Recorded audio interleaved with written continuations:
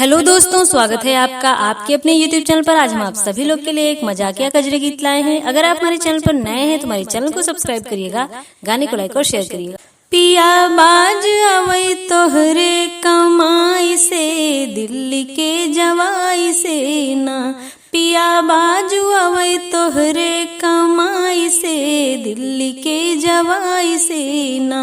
रोज आए और जाए से कऊ पैसा ना जनाए, रोज आए और जाए कऊ पैसा ना जनाए। हम तो हार गए ऐसी महंगाई से, दिल्ली के जवाई से ना।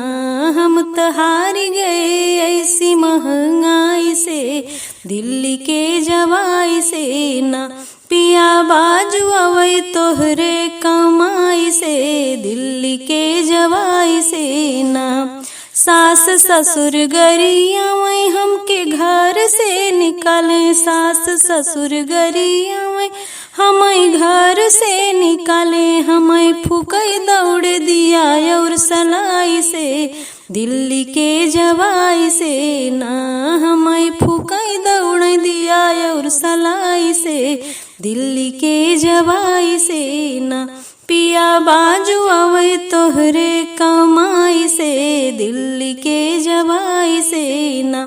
तोहर पूरा परिवार खाना कपड़ा के मुहाल, तोहर पूरा परिवार खाना कपड़ा के मुहाल। हमार पाला पड़ल तोहरे अस कसाई से, दिल्ली के जवाई से ना। हमार पाला पड़ल तोहरे अस कसाई से, दिल्ली के जवाई से ना। पिया बाजू आवई तोहरे कमाई से, दिल्ली के जवाई से ना।